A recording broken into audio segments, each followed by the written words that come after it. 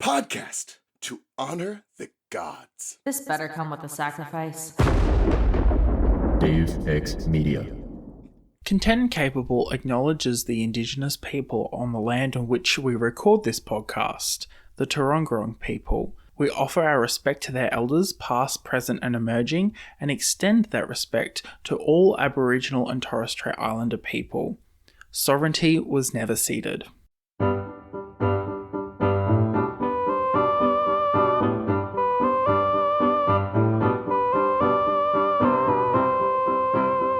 Welcome to Content and Capable, where we're not quite sure what's always going on, but we're here today to chat to the amazing Katherine Quinn.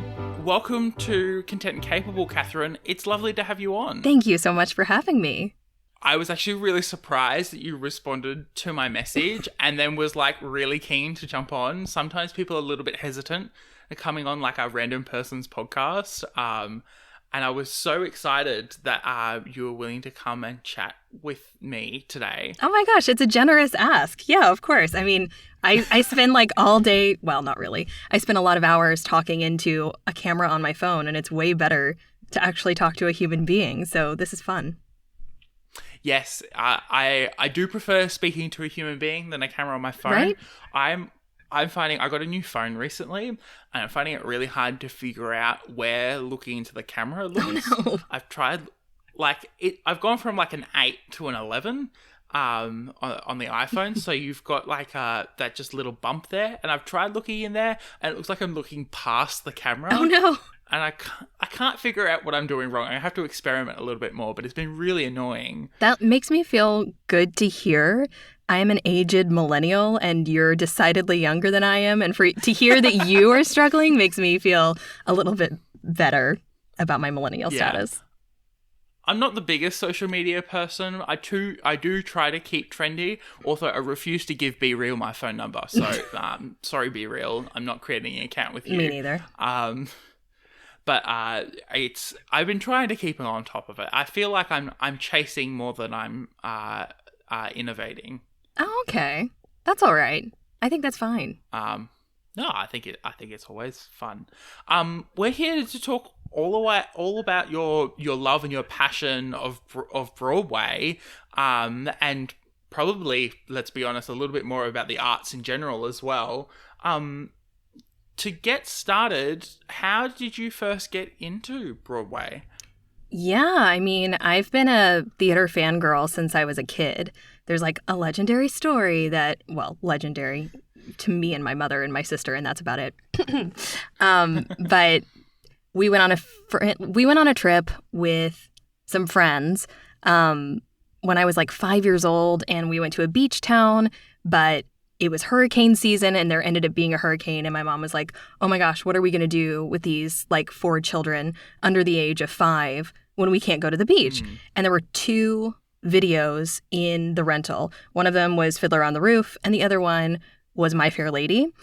And legend has it that I just sat cross-legged in front of the camera, or in front of the TV, absolutely mesmerized for like an entire day just watching those movies while the other kids just sort of ran around in the background. So then I danced always, and I was in choir, did some theater in high school. In college, I did a very roundabout way of getting back to theater I went to college being like, theater is impractical. No one actually does theater. And I wasn't the lead in the High School Musical. And so it didn't seem pragmatic to pursue theater as like a career.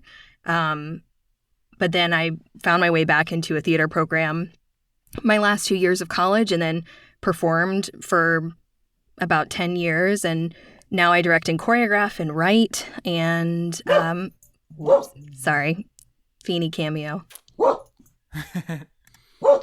Anyway, now I live in New York, and it's very easy to be a fangirl here because Broadway is like a few blocks away. I know. Yeah. I was in New York in July, and being that close to all of that theater, like it's not like we don't have theater here in Australia, or Brisbane, where I was living at the time, didn't have theater, but it was all very centralized and formalized and expensive. like excessively expensive. I mean, to be fair, Broadway is also excessively expensive. In comparison, no. What? It is absolutely crazy how much more expensive. Like, I sold a ticket of mine to a friend of mine because I'm not going to be able to go see this show back where my family and friends still live. I've now moved away, and I think it was $135, and it wasn't even a particularly good seat. Admittedly, it was a Friday night performance, but even the Tuesday night performance of Moulin Rouge we were going to go see in a few months' time, I think I spent maybe $150 on. Oof. And that's like well in advance. Wow. Did you end up seeing any theater here? Yeah, I did. So I was really lucky. I got to be able to see, what was it? Company. I really love Company. Oh my gosh, me too. Mr. Saturday Night, which I enjoyed, but it wasn't my favorite. And I can see why it wasn't as successful as some of the other things I went and saw. And then I got a lottery ticket for Wicked as well. Oh, which fun. was absolutely amazing. That's awesome. That's crazy. Yeah. I mean, I'm constantly complaining about how inaccessibly expensive Broadway is. And so to hear that Australian prices are even higher is wild. Yeah, it's fascinating. You started talking about this kind of stuff on TikTok and on the internet and social media. What prompted you to say something online about it? I mean, it was the height. Well, who knows what the height of the pandemic really was, but it was the first big height of the pandemic, I guess, or second big height of the pandemic. And are you familiar with the Bridgerton musical? Yeah. Okay, so I watched those two girls build the Bridgerton musical in real time. I was on all of the lives, and I was freaking out because I was like, wow, they are so incredibly talented. We're getting to see behind the scenes, watching them create in real time. And it was access that we just don't get to Broadway composers doing that kind of thing. And it was amazing. It was magic. And so I was like, oh my gosh, I have to make a video about this. This is amazing. So I made a video about it. And then, I don't know, like literally overnight, I had like 20,000 followers or, it was crazy. And then I was like, well, I'll just keep talking about theater. I've got a lot of opinions. And we couldn't go see any Broadway because Broadway was shut down for a year and a half. And so it was an amazing outlet to talk about the thing. And I don't know, we were dealing with a lot of reckonings within the industry and society at large. And so there was a lot of thinking of how Broadway was going to change when we came back. And so I had a lot of conversations about that. And yeah. It's very fascinating watching people like you who are very close and connected with Broadway talk about what's going on in the industry, and then watching the news and seeing what's going on and watching how, everyday life is really influencing, what Broadway does and how Broadway reacts to, to things. It's very, very interesting to watch it all happen. I don't know, especially with Black Lives Matter and, non-binary and LGBT representation and just, better paying conditions for all in general. It's been so fascinating to watch that conversation happen and people like you as well really pushing for that progressive change. Yeah, I mean, I think two things. I think the theater industry in general is just incredibly fragile and very sensitive to whatever global event is going on in terms of whether or not audiences are even able to get to Broadway, the 41 theaters that exist in New York. The other thing is, I think by and large, theater artists tend to be very progressive, very liberal, and we are on stage for a living, and so we tend to be incredibly opinionated and incredibly outspoken, and so it lends itself to sort of inherent activism, I think. And especially during the pandemic when actors didn't have the outlet of being on stage, I feel like a lot of that energy was channeled into activism. Yeah. I think also like at the end of at the end of all the really big restrictions and coming back out of it and watching Broadway recover and realizing that you can make a show live or die by where you put your money as well, I think was very fascinating to watch that people have that power. And so then really making a conscious decision on what people and programs and performers and directors and choreographers and musicians they wanted to support. Yeah, it's been wild. Yeah. So you said you do choreography, you do writing and Directing. Directing in theatre now. What does that look like for you on like a day-to-day basis? It changes all the time, which is good. I've never had a 9-to-5 job. I love working project to project, and which I guess is just a way of saying I love freelancing. I mean, love-hate relationship because obviously it's not dependable in any way. But so like this year, it looks like Monday I start rehearsals for a Broadway show. I'm going to be the writing associate on it. I've been working on it leading up to the Broadway run. I worked on a reading of it back in May. I worked on the Out of Town in October. And I'll be doing that 10 a.m. to 6 p.m. are our set hours. I will definitely be working beyond those for 9 weeks until opening. Then it's up. And then, who knows if they'll need help if it tours or whatever beyond. So that goes up in opening night is April 4th. Everyone go see Shucked. It's going to be great.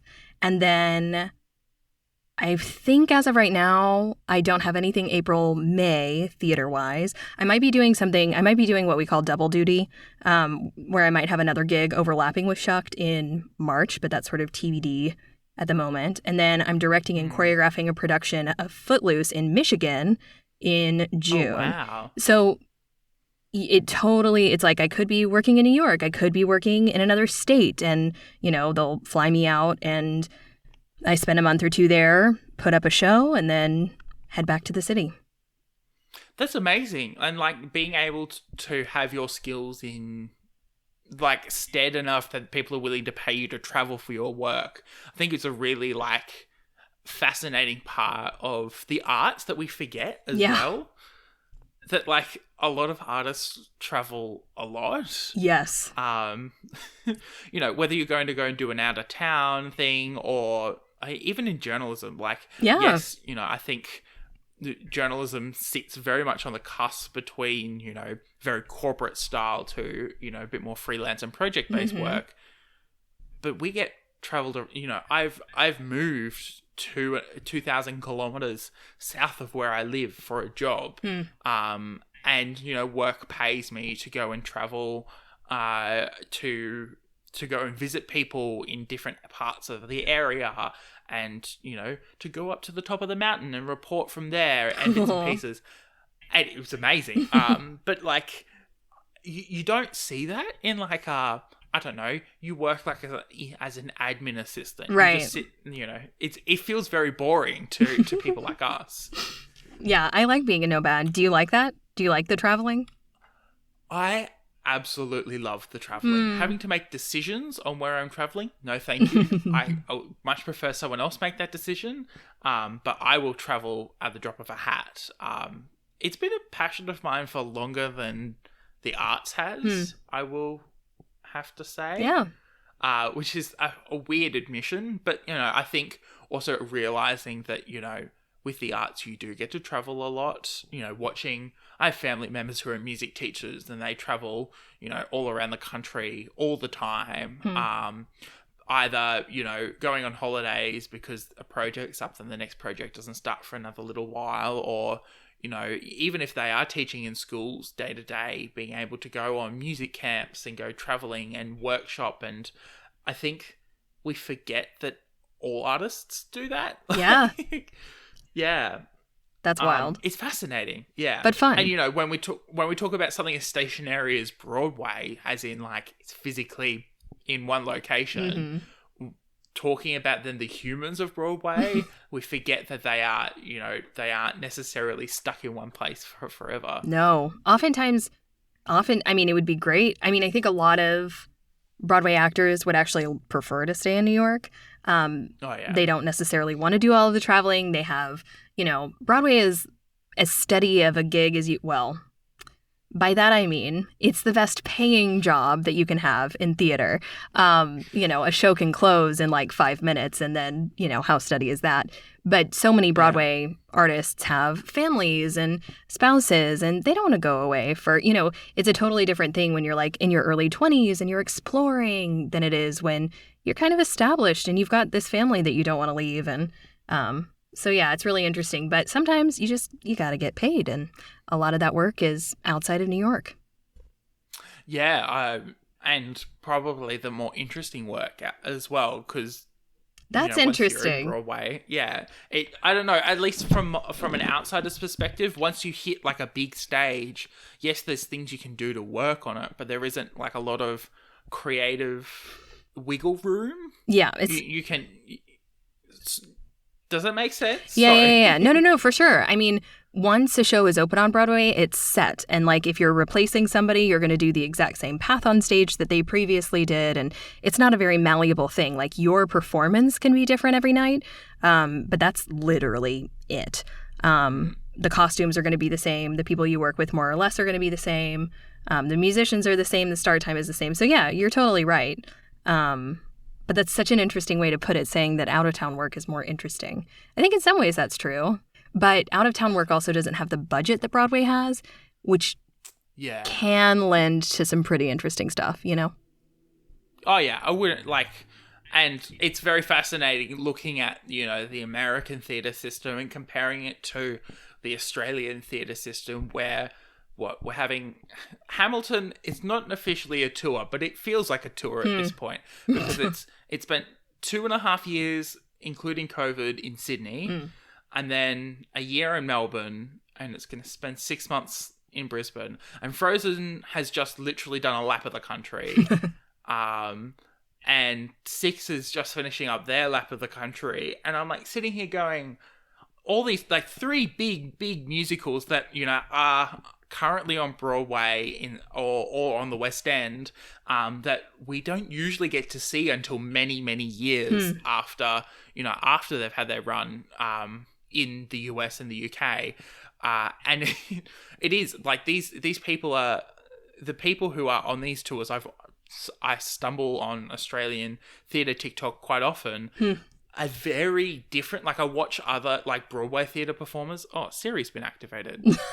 A very different. Like it's very different to watch an Australian theatre performer who might go on for 2 legs of a tour and then tap off and go, "Oh yeah, was only on for like 2 legs of that tour, and then I'm done." And not be very stationary either. Like they can't, by the nature of their trade, they can't be stationary. There's not enough theatres in one city for them to find like solid work for, I don't know, 5 years across 3 shows or something. That's just not possible. Are you finding that it's a trend in Australian theater that you are getting like exports more readily than you used to of like US or West End shows, Broadway or West End shows? Or has that always been a thing? Since the pandemic, yes. I think Hamilton's an exception to the rule where admittedly, Hamilton's many years old at this point, right? Yeah. And I went through the Hamilton obsession in high school, which is really dating me. It sure isn't. Don't you worry. It dating me in terms of young. Sorry, I should have. I was like, yeah, you are not old. Yeah. No, did the Hamilton obsession. It came out on Disney Plus during the pandemic, and it had just arrived in Sydney. I think it was supposed to be running like through 2020 and just for 1 year only. And because of Disney Plus, they saw that they could go to Melbourne and then to Brisbane. And the fascinating thing is that each of those 3 cities, they're the 3 largest cities in the country, each pay for something different. So Brisbane will pay for the ballet. So the ballet is like, Brisbane will have the ballet every year. Melbourne has a bit more of an American style theatre setup where there's like lots of theatres in kind of like a row. Sydney's is a bit of a mess, and Brisbane, all of their theatres sit in one complex and run by the one organisation, and that's it. If you want to go see like a big show, that's the place you go. And so it's very fascinating to see more new shows come. Like, we're getting Anne Juliet nice. in Australia. And I'm like sitting here going, I've only I'm hearing about the Broadway and West End shows and their like initial receptions and bits and pieces now. Yeah. And we're getting it here in Australia. Like, what's going on here? Or the immense popularity of Six as well, which, being a Commonwealth country, we do understand that that British history, which I think what made it such a success. Yeah. And I think just finding shows that are tailored more to Australian interests. And then the other thing I've been really appreciating is introducing an Australian twist. So, for example, Hamilton employs a lot of people of colour, right? And so we really employ a lot of people of colour here in our Hamilton productions. And that means a lot of Indigenous, so Aboriginal and Torres Strait Islander people, as well as, people who've emigrated from countries like Africa or even Southeast Asia, because we've got quite a high percentage of Australian population. Cool. I feel like I'm talking a lot, but No, I'm loving it. I'm learning. It's very fascinating to sit here and see, us put Australian twists on things. Like the Queen's having Australian accents in Six. Oh, no. Some of them have got like real dirty Australian accents as well, and really play into the bit more what we call bogan side of our accent, which really works as well. Fun. For some aspects of that show. It was just like, and it's been amazing to watch that, because my memory is that no, we don't get anything. Wicked comes and tours the country about every 3 or 4 years. And we will get a tour of Mary Poppins, and The Lion King will come once in a lifetime. Thanks, Disney. Yeah. Literally, Disney just owns half of Australian theatre. But yeah, it's so amazing to see that and being able to compare it to people documenting like a live history of Broadway right now, which is so fascinating. Wait, what? Like, people talking about shows that are working and not working, shows that are closing, shows that are opening, their opinions on shows that are opening and closing, the changes that are being made to shows. I don't know. Then all the drama and infighting, which I will lap up like reality TV. Yeah, guilty. Sometimes I feel allergic to it, and other times I indulge. Is it weird being someone in Broadway and talking about Broadway? Like, a lot of other creators, at least the ones that I follow, aren't necessarily like living in New York or like working in Broadway. Yes. Definitively. Do people get like suspicious of you, like, because you talk about stuff on the internet? So yes is the answer. It's weird because I started doing theater TikTok during the pandemic, and so theater wasn't happening. I wasn't actively working in theater, and so it was all just like hypothetical pie in the sky, theories about Broadway, theories about theater in general. And then theater came back and I was working again, and I was like, well, this is a little awkward. Like, I don't know. I'm finding that I'm people do it. Amber Ardolino, she's everywhere, and she's in Funny Girl, and J.D. Neiman has been in Book of Mormon and a bunch of stuff. And so there are Broadway TikTokers for sure.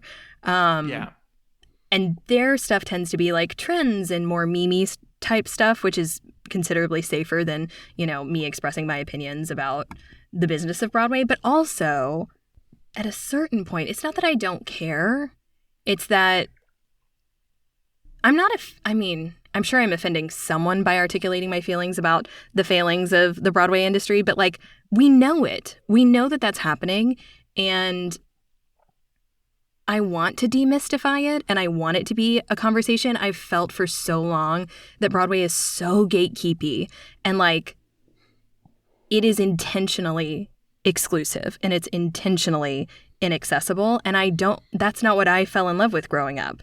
And I don't think it should be that way. And I actually think it's hurting both the culture of Broadway and the business of Broadway. So, yes, to answer your question, it is awkward. Like, especially, I haven't actually been like, I'm working on a Broadway show this season on TikTok yet, but I will this week because I start on Monday.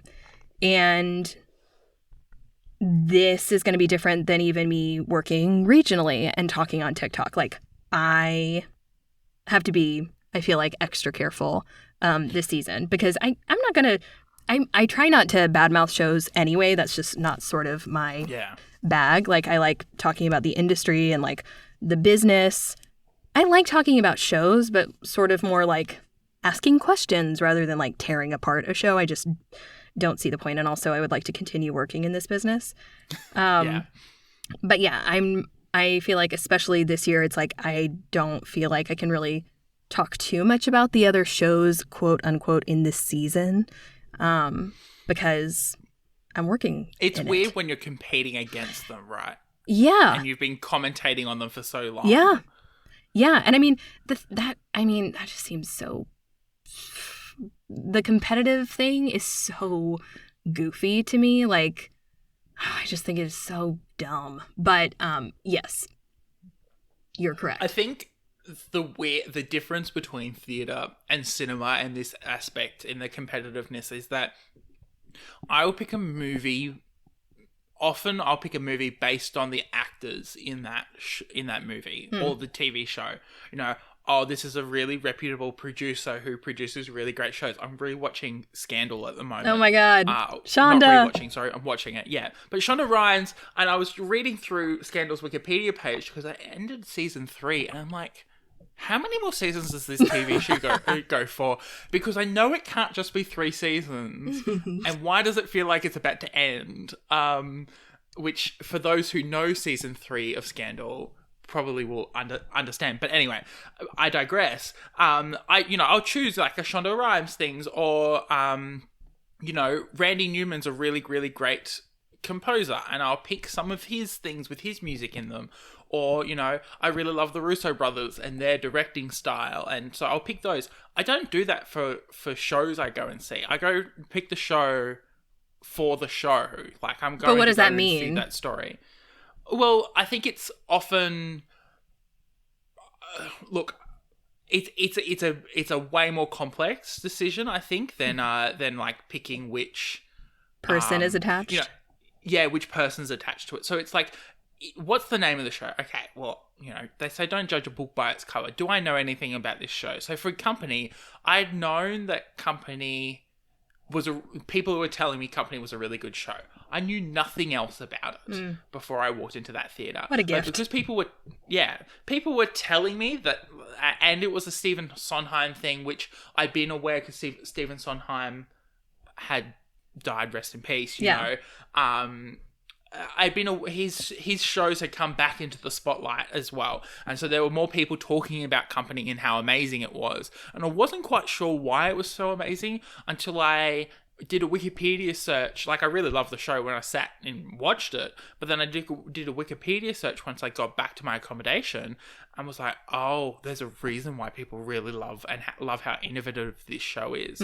Or Wicked, every Australian who goes and regularly sees theatre has seen Wicked at least once in their lives, and I hadn't seen it ever. So I was like, well, and I was vaguely aware of the plot, but I didn't care what actors or what directing were behind it.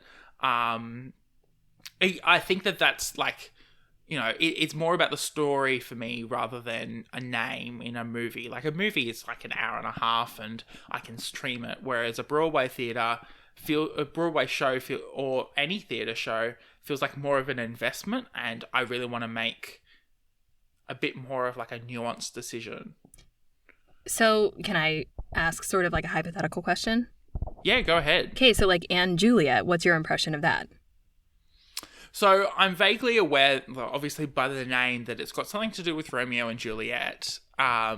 And I'm really excited because I've been hearing about non-binary representation in it, and I really would like to go and support something like that, even if it isn't 100% good.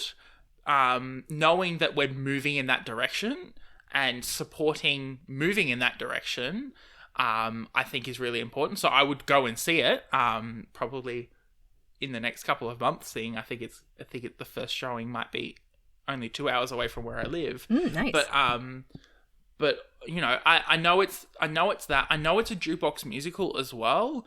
I went and saw my first jukebox musical ever last year, which feels like it was an experience, and I really enjoyed it. The memes on TikTok at the moment about jukebox musicals are iconic. And so I'm ready for another jukebox musical. I'm happy for that kind of thing. And that's all I know. I don't know much about the plot at all. I'm guessing because it's Juliet, it's more about a woman. But other than that, that's about it. Wait, what memes are happening on TikTok about jukebox musicals? Oh, the transitions into them. Some of them are poor.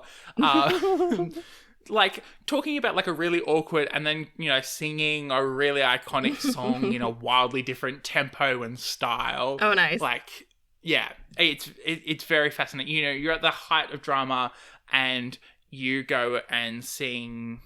I can't even think of a popular song at the moment, you know. I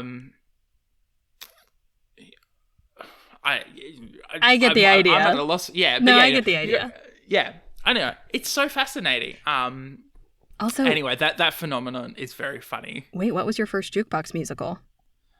It was Cruel Intentions. Oh my God. How did you like it? I loved it. It Good. was very fascinating. It was in a weird theatre venue in Brisbane. It was in our nightclub precinct. And there's this theatre venue that AJR actually went and performed a few months later in, when they went and did their tour here. It's got quite a few seats. They run a pub choir once a month out of it. But the seats aren't permanent, and there's like 5 or 6 bars. You could probably run some sort of ball or like fancy event and bits and pieces. But it was very fascinating watching a very complex theatre production in a theatre that I wasn't familiar with either. And I had gotten really cheap tickets, like I think it was like $35, which is like, what a rip-off, as in like no one's made any money here. And I was as in, not rip-off, sorry, what a deal. No one's making any money here. Anyway, sat and watched it, and my friend was sitting a few rows behind me, and she turned around and said she'd already gone and seen it 3 times. And I was watching it like the night before closing night. I was like, oh, I really wish I could have taken, you know, my mum who loves 90s music to that. Oh. Yeah. I don't know. I enjoy them. It was hard because I didn't recognize all the songs. I recognized a lot of them, but I didn't recognize them all. And I blame my desire to fit in with current music trends on that. I think that's fair. How have you gotten through your life without seeing Mamma Mia? I don't know. I'm so confused as to why I haven't seen Mamma Mia. That's amazing. So are you a theater kid? Were you a theater kid? I'm a music kid. Okay. What does that mean? I would say. So I played in all the school bands and all what the do you school play? orchestras. I play trombone. So oh I my even God. played in the school musicals. But our school, when I was going through, picked some really interesting choices. Love the musicals, don't get me wrong. But interesting choices for musicals for a high school production. We did. When I was in year 8, I wasn't performing in this one. We did Anything Goes. Fun. Which was amazing. The seniors had so much fun with all the innuendo and bits and pieces. We then did My Fair Lady, and that was my first musical I performed in. And that was fun. A lot of the kids who were performing were also like film acting kids as well, so they got a lot of fun with their accents and the dialogue there. And you know, didn't need to 100% sing because it's not a super singy musical. And then my final year we did Crazy for You. Oh my gosh. Gershwin on steroids. Yeah, it's massive. It is amazing, though. We had so much fun. Oh, it's one of my all-time favorites ever, ever, ever, ever. The ridiculousness. Like, oh, it's amazing. For those who've seen it, the mirror scene, it's the best. The two guys who were playing that mirror scene, one is very tall and skinny and has black hair. And the other guy was quite a bit shorter, a little stubbier, and had blonde hair. Oh my gosh. So he was wearing a wig. So at points, his wig and and the fake mustaches were like almost flying off everywhere. And the director had decided to put us on stage as the orchestra. Oh my so God. we're trying not to lose our shit for 6 or 7 performances each time we watch one of the actors try to fix their mustache or their hair mid performance. Isn't that just amazing. The best? It's just the best. If you haven't seen it, there is a really dodgy pirated copy somewhere on YouTube. I won't link it, but you can probably go and find it. I don't think it's Broadway or anything at all. I think it's some local theatre company put it on, and it's a really impressive production. Nice. But it was iconic. That was the one that we got our scores about a month before rehearsals, and my brothers were playing in it as well. So we sat there with the scores and turned them over while watching. It's the most I ever prepared for a music performance. Oh, that's so much fun. I mean, Gershwin is so good. That show is so silly and so fun. I just saw a production in the UK, actually, this last summer, and that I think is transferring to West End or transferring somewhere, with Charlie Stemp as Bobby Child. And oh my God, it was amazing. So good. It gives very panto energy. Oh, for sure. For sure. It's just silly, old school musical theater. Yeah, and like not super like, some of the older musicals you go, oh, this is mildly problematic. Yeah. Or majorly problematic. Yes. Whereas this one I felt like is fluid enough because it is just a collection of Gershwin's best hits. Yeah. It was like fluid. It's fluid enough that you can kind of fiddle with it as well. For sure. And the way that you represent some bits and pieces is always a lot of fun as well.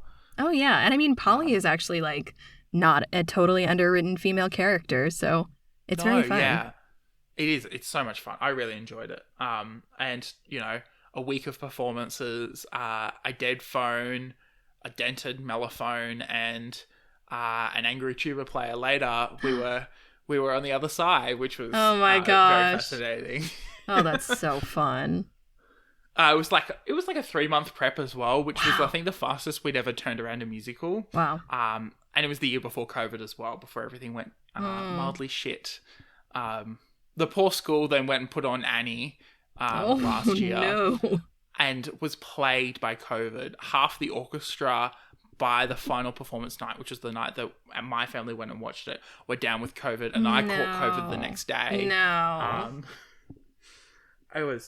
It was terrible. Like the performance wasn't bad. It was just like terrible set of events, and maybe the musical probably shouldn't have been put on.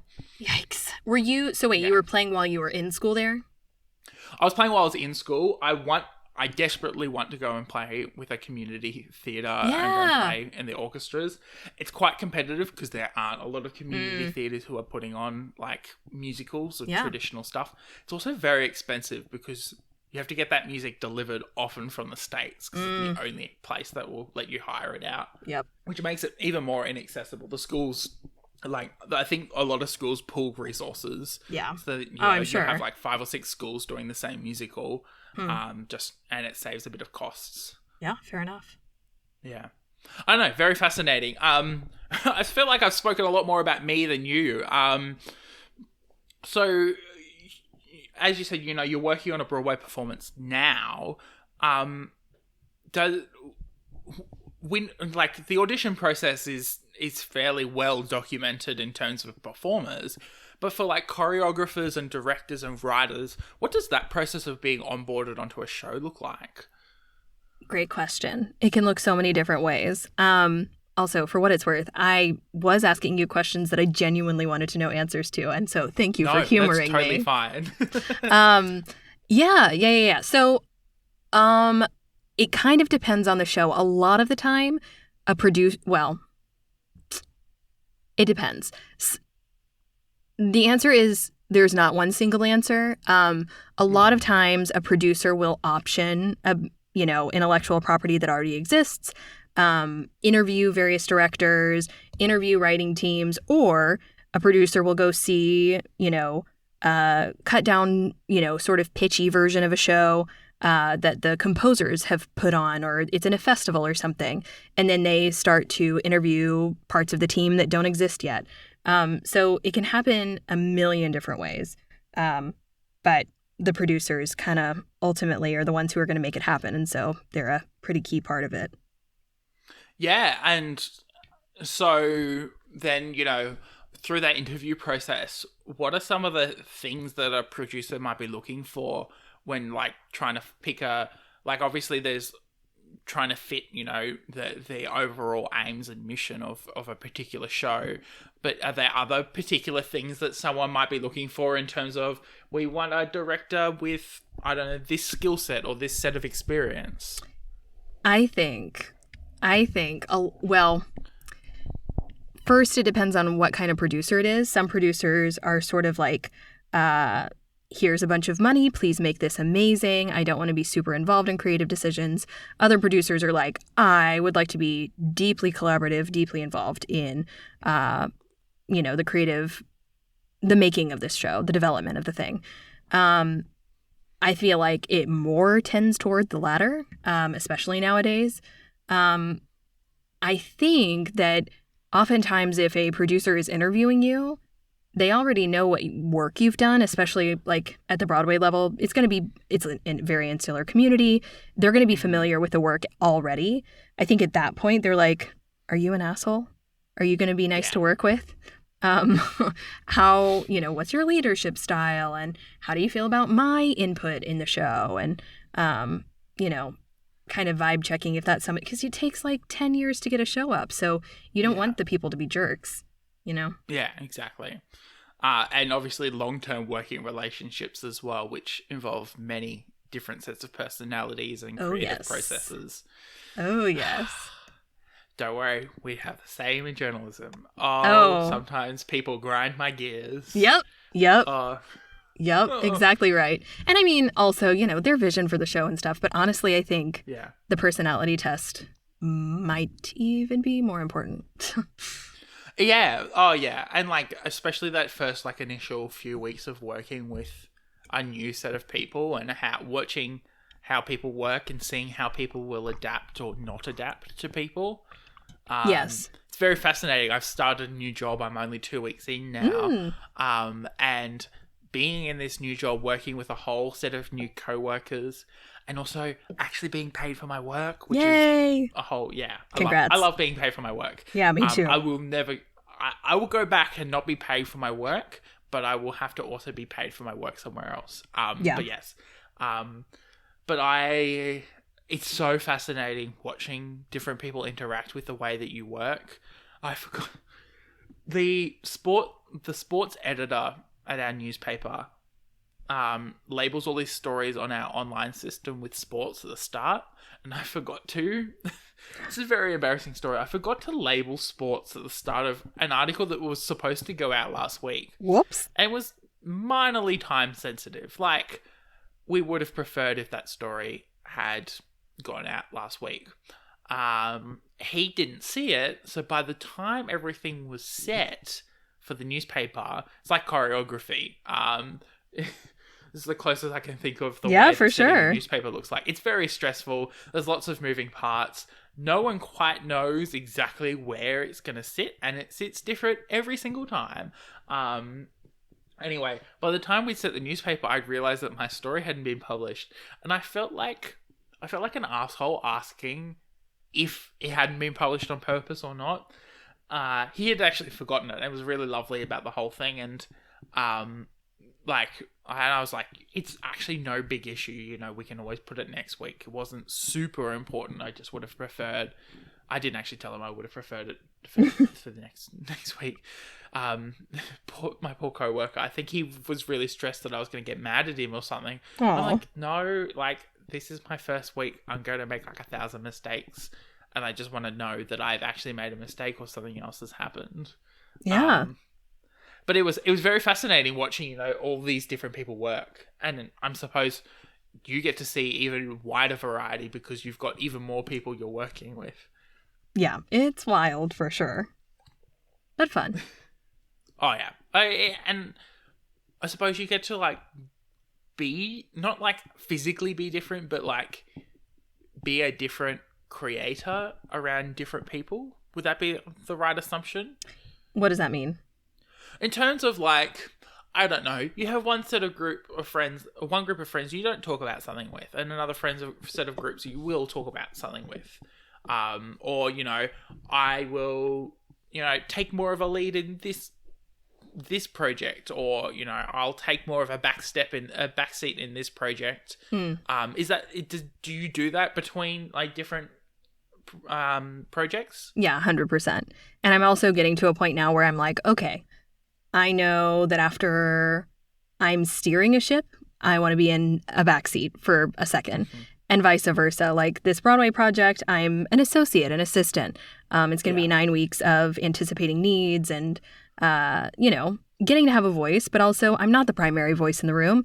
And so when this directing choreography opportunity came up for Footloose, I was like, amazing, because I will be itching to just put my spin on absolutely everything, be the main voice in the room. And so it's a balance. Do you have many, like, have you been a part of or been around like big clashes of opinions and creative direction? Yes, at every level of theater. What does that, like, I don't necessarily say I'm a dumb orchestra pit person who sits and pretends nothing's going on. Did you? What does that look like? Oh my God! Is there a build up or something? Oftentimes no, but sometimes yeah. I mean, it's just like any work scenario. I mean, I was gonna say they should make a TV show out of it, and they did. I guess it was called Smash, and it existed for like 2-3 seasons, to varying levels of success. I mean, it's like a pressure cooker that you put any colorful humans in. Sometimes things will come up completely out of the blue, and you're like, whoa, where did that come from? And other times there is like a buildup, and finally someone, the hours are ridiculous. You don't. I will have zero work-life balance for the next 9 weeks, and I just know that. So things can get spicy. Do you balance the work-life balance in terms of like big chunks then? Like you've got a period of like, I don't have work-life balance for the next 9 weeks. And then you go, I'm going to go and take a holiday for 3 weeks or something. Yeah, I literally just spent a month in Florida to like prepare myself for this. And then April, May, I'm hoping that we'll also like April will hopefully be my month to like settle back into my apartment, which I like barely will have been at, hang with my dog, get used to being back in New York. May, hopefully I'll get to go on a trip, and then June I'm off to do Footloose. So yes is the answer. I didn't when I was younger. Oh my gosh, like when I first started performing, I just went back to back to back to back to back to back. It is a miracle I didn't burn out. I don't know how I didn't. Is there like that pressure though to do those back-to-back things because there is a worry that what if I don't get the next gig? I don't feel that way at all anymore, but I'm also 33. And this is also not how I make money. Theater is like effectively a hobby for me, even though I get to do it at some really awesome places and good levels, which affords me the privilege of being like, super choosy and not, I mean, of course there are moments where like, I'll turn down a job that doesn't feel right, and then I'll be like, wait, should I have taken the job? Am I irrelevant? Can I even still do this anymore? The vampires come for everyone. Yeah. But no. Did you do that like when you were younger though? As you said, you took lots of back to back. What is that desire? Because like, I definitely feel it. It's very like hustle culture-esque, right? Yeah.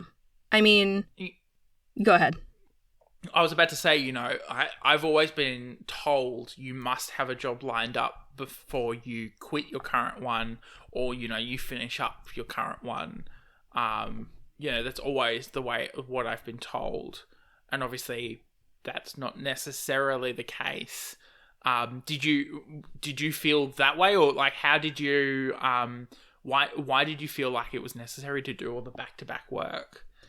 That's how I was making money. And also, I was talking about how, they'll fly you out somewhere, you do the show, you're housed somewhere, like, they pay you pennies, but you don't have any living expenses. So like for the first, 10-ish years of my career, that's what I did. I just lived in Japan and on a cruise ship and all over the country, and did shows absolutely everywhere. And yeah, for sure, worked as much as I could, because the alternative was babysitting super spoiled kids on the Upper West Side in New York City. And that sucked.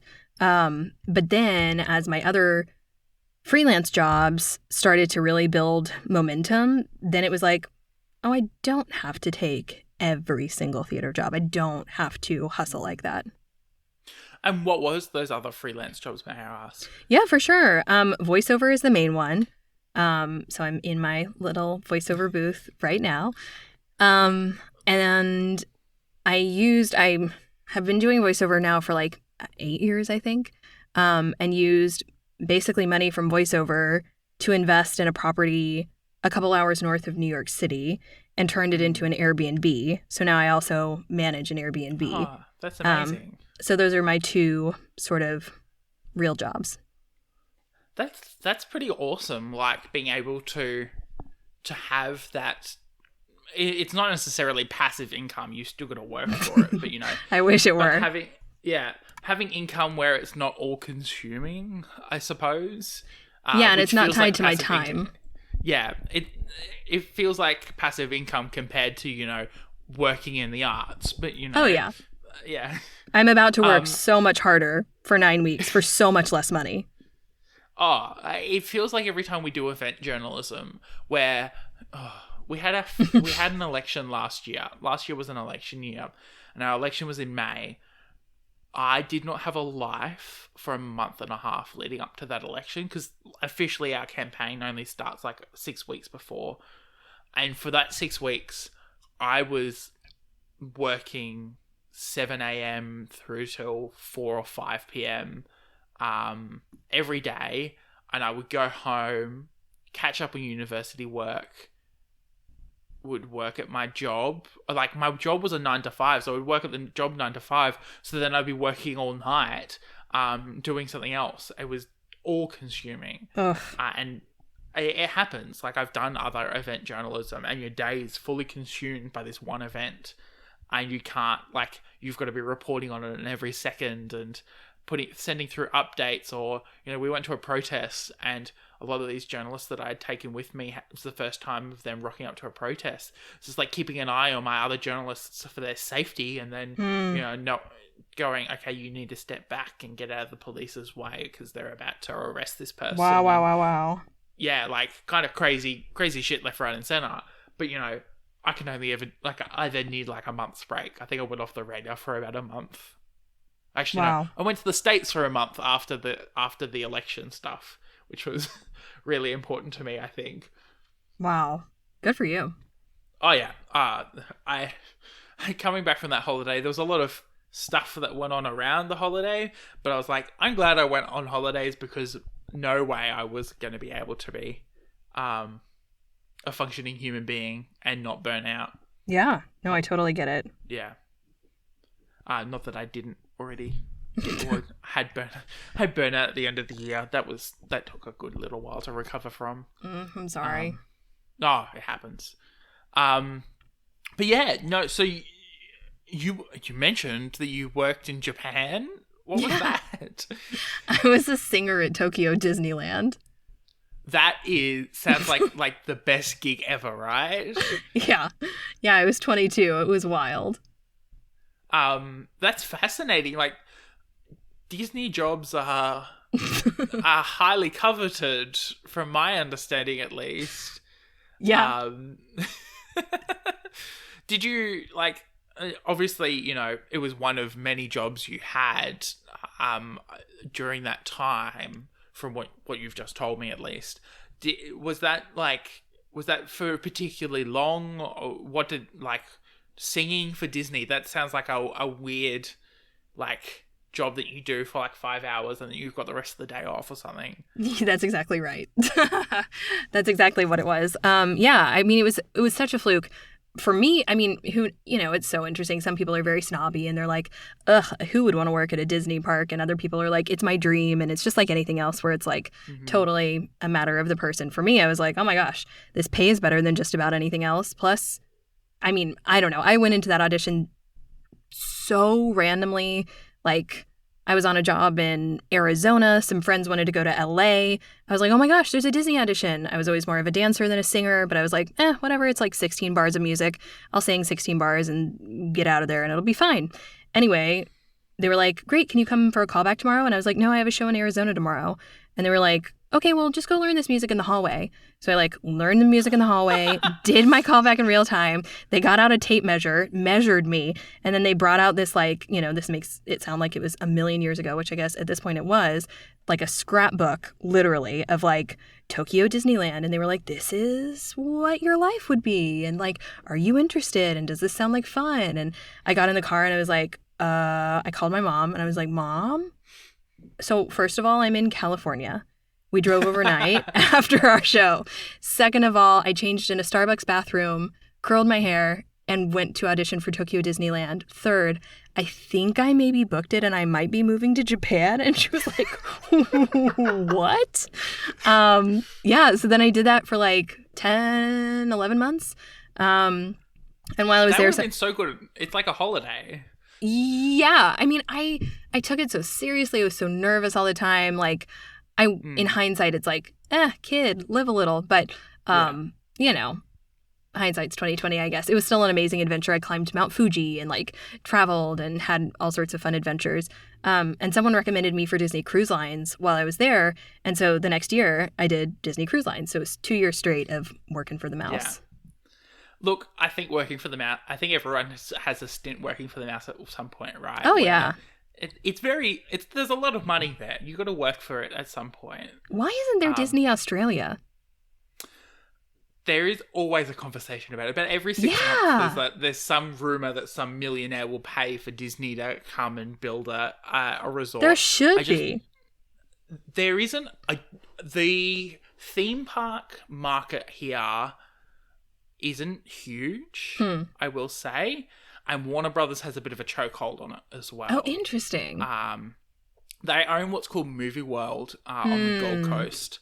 And that's where all the movie studios are. So Disney films out of those studios. That's where the Hemsworths will go and do their stuff. Because they only live 3 or 4 hours away from there.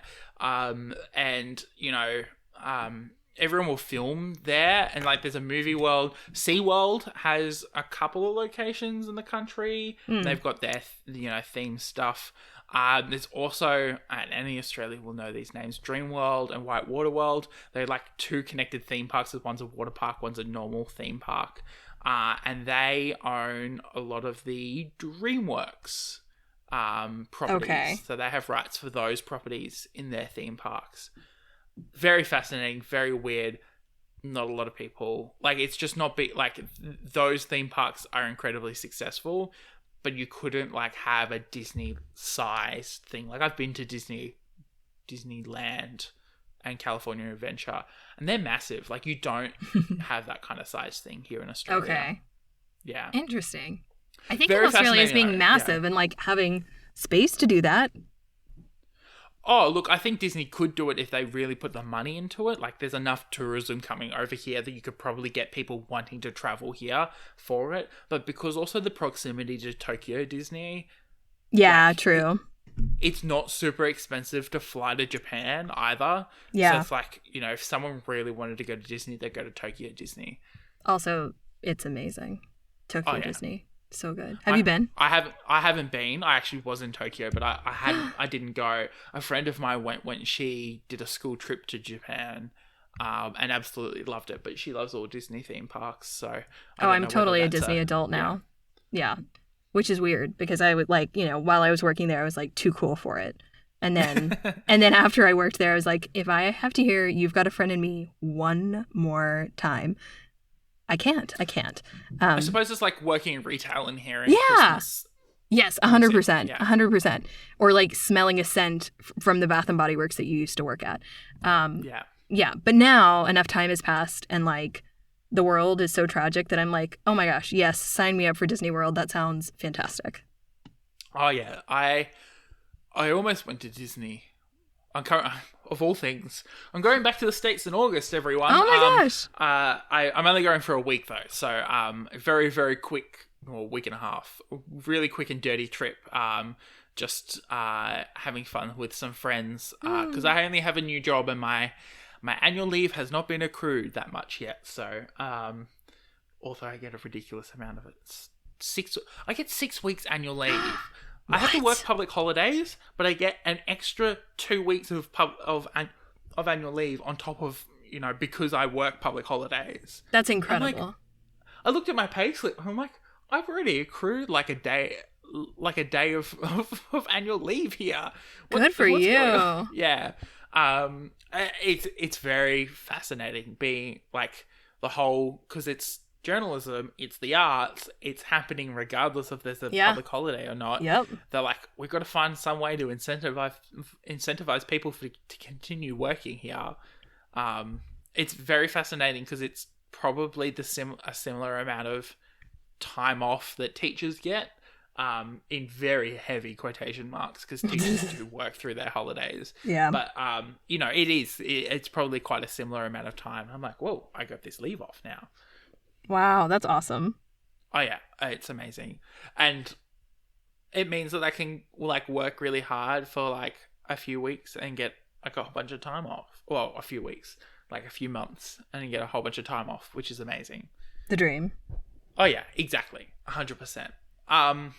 So you worked for the Mouse, which is absolutely amazing.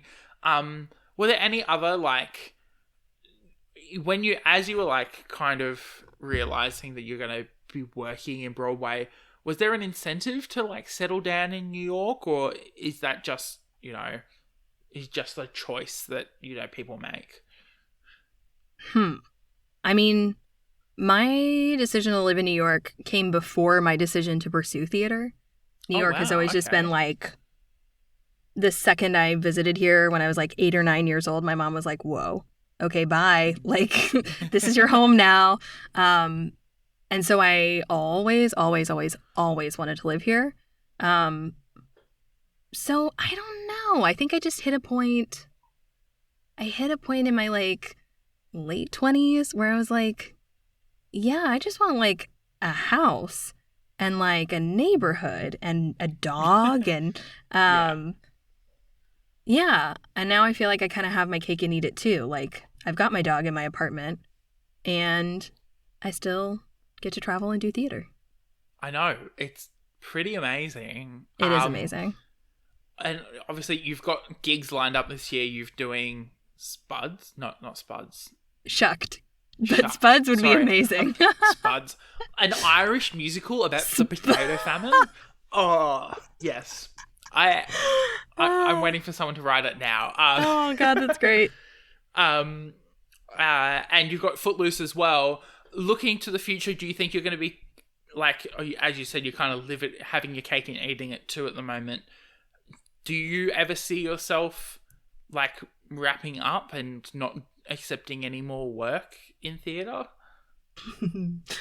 I doubt it. I've retired so many times, but it never lasts. So I definitely think I'll take like sabbaticals maybe, but I don't think I'll ever. I'm such a fan, and like, yeah, like even in the pandemic when it wasn't happening, I couldn't stop talking about it. So I don't think I'll ever be completely done.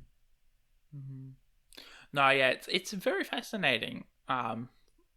These kind of jobs, you see so many more people stick around for so much more longer than, other industries that people work in. Yeah. It's a lifelong thing and it doesn't go away very easily. No. No. Yeah, it's tough. I mean, especially as people want to settle down, it's like you have to make a lot of accommodations depending on what kind of life you want to lead. But and I have a lot of friends who like stopped performing basically during the pandemic. It was like, you know, we were all 30-ish or like late 20s, and so it's a pretty critical time to figure out whether you wanted, because, you know, to a great extent, it is a young person's business. Like, it's not really tenable to do what I was doing when I was 22 in your 40s. Yeah. So, yeah, I don't know. It's also, I think, because Broadway is such a transient space as well. Yeah. It's very hard to, like, feel, I'm going to be here for a while, right? Oh, yeah. Oh, you never know. Especially right now, nothing can stay open. Oh, yeah. With ego projects collapsing and large organizations deciding it's time for a bit of a transition or a shake-up post-COVID, it's very fascinating. Yeah. Well, thank you, Katherine, for coming on Content and Capable and chatting with me. I've had so much fun talking to you. I feel like I've spoke way too much this episode. I loved it. We're pals now. I loved it. Oh, I love it. And like, I cannot wait to see all the amazing things you get up to and also hear more of your opinions on the internet in the future. Don't worry. I will always have opinions. But thank you. That's very nice. Who in the arts doesn't have an opinion? Let's be honest. Yeah, no one. Not a single one. Not a single one. We always joke as journalists that like we all hate being interviewed ourselves, but we'll happily like between each other give our hot takes. Like, Yep, that sounds right. They did like they're doing a welcome article this week as of recording for me, and they interviewed me, and I felt so very uncomfortable. Oh no! I bet you did great. It's an interview. Like, I know what answers they're looking for, and the 1,000 follow-up questions while the journalist was writing the article across for me was very funny. Amazing. It's like, oh, this is all the follow-up questions that a journalist wants to ask and never gets to. That's amazing. Amazing. So where can people find you on the internet? Yeah, I am on Instagram and on TikTok at It's Katherine Quinn. I've also got a YouTube channel that currently has dance videos, but boo surprise, I'm going to vlog a lot of my Broadway journey. So that, you heard it here first. The first vlog should drop, well, I don't know when will this come out? You're like, please don't ask me that. I don't know. Like the end of February. Okay, amazing. I will have a fully operating vlog channel by then. Just search for Katherine Quinn, and it's Katharine. A little odd. Quinn. I mentally, when I've been typing it out, because I like sounding out words, it's like me, I've been like saying Katharine. Thanks, Mom and Dad. Very, very Russian, like Katherine as well. I'm like, this is a normal person's name. Why are you sounding it out like this when you're because no one spells it this way. I mean, Katherine McPhee spells it this way. Katharine Hepburn spelled it this way, but it's definitely not as common as like Erine. So Katherine is a very logical phonetic pronunciation. Or Aryn as well as the other spelling I'm fairly used to, and it's always very weird. It reminds me of the Michael McIntyre sketch about people's names being spelt differently. And like he goes, Sarah, and like everything. I have to link it in the description. It's hilarious. Amazing. I send it to my friend's named Sarah all the time because it's always fun. But yeah, and has there anything that you've been reading, watching, interacting with that you wanted to plug? Ooh, just like things that I'm enjoying? Yeah. Yeah, I mean, well, first of all, obviously, if you're in New York, you got to come see Shucked. We'll be in previews in March, opens April 4th. In terms of content I'm consuming, I just watched Fleishman is in Trouble and absolutely loved it. It's on Hulu. And I'm watching The Last of Us, just like everyone else, on HBO, which is very fun. Yeah. I think those are the latest. Wow, yeah. But Fleishman is in Trouble. It's actually outside of the States. It's on Disney Plus, I think, mostly. Oh, okay, that tracks. because that's how Hulu works. Indeed. I hate going to the States because I lose Bob's Burgers, which No! I've been rewatching. You can find, I don't know, Fleishman's in Trouble. I've been intrigued. A lot of people have been recommending it, so I think I'm going to have to watch it now. I absolutely loved it. Jesse Eisenberg, for me, has always been the guy from Social Now Network. You See Me. Mm. And I've always struggled because his character there is always very egotistical. I've always struggled, like, I don't like watching main characters that are really egotistical. Yeah, sure. And so anything that Jesse Eisenberg has been in, I've been mildly avoiding, so I think I have to rewatch it. That's fair. Things. But you can find me at sam.the.journalist on Instagram and on TikTok, and samobjournalist on Twitter, where I currently exist on a hellscape that exists very much still. I'm going to plug Matilda the Musical on Netflix. Yes. Oh my gosh. Such a good production. Yes. Even if you want to go see it in theatre, Tim Minchin, who by chance is an Australian, is such a comedic genius, and I love wordplay. And having learnt some of the music from Matilda the Musical in music classes from high school, so much appreciation for that. I have my critiques about it. Like, I don't think the Netflix adaptation is the best example of Matilda the Musical, but I think it's still very good nonetheless and very enjoyable to watch. Go and check it out if you've got Netflix. Find it by other means if you don't want to pay for Netflix. Love it. I will not endorse any particular means, but they exist. It's how I watched Everything Everywhere All at Once. It was. Oh my gosh. It's on HBO Max, which means that it's on a program called Binge here, which is like Fox News, a telecommunications provider, and HBO got together and decided to create a streaming service.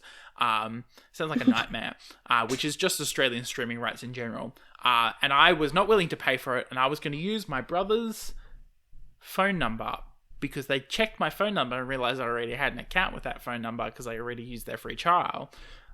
So I was going to use my brother's phone number, and he said no. So, wow, no. The gall. Like, I know, how rude. So rude. I watched it by other means. It was a lot of fun, but yeah. Thank you so much for coming on the podcast again. I've had so much more. I've had so much fun. Chatting to you. Ditto. Thank you. Content and Capable was recorded, edited, and produced by Samuel O'Brien. You can follow the podcast at Content, the letter N, Capable on Instagram and Twitter, and you can find it on Facebook. You can also send an email through to contentandcapablepod@gmail.com with any of your thoughts, queries, or concerns. The best way to support the podcast is to leave a review on your preferred podcatcher so more people can hear the podcast. The art was done by Opia, and the music was written, edited, and produced by Jason Hilton. Content and Capable is proud to be a part of the Deus Ex Media Network, where you can find a podcast for any of your nerdy interests. What's up, potheads? I'm Christina Kahn, host of The Restricted Section, the Harry Potter Slander Harry Potter Book Club podcast. We are a raunchy, rambling, unabashedly pro-trans rights Harry Potter Book Club podcast hosted by a bunch of nihilistic millennials who are desperately clinging to childhood fantasies as a way to escape the monotony of our 9-to-5 work culture and the inevitable extinction of the human race at our own hands. Isn't it wild that this book series was spontaneously created by the gods and has no actual author? Welcome to the show. The Restricted Section releases episodes on Wednesdays. This summer we're releasing bonus episodes fortnightly. We just finished The Goblet of Fire, so you have plenty of time to catch up before we start Order of the Phoenix at the end of August. The Restricted Section is a Movie Night Crew Network podcast and can be found at Restricted Section Pod or at Restricted Pod across all the socials. And just to make it clear, fuck TERFs.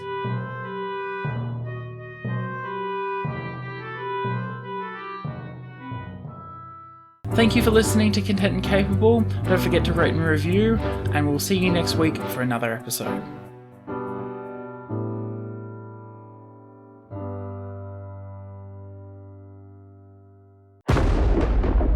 Deus Ex Media. Feeny Bear. Feeny. Feeny. Hey. Shh. Hey. Quiet, bud. Good boy.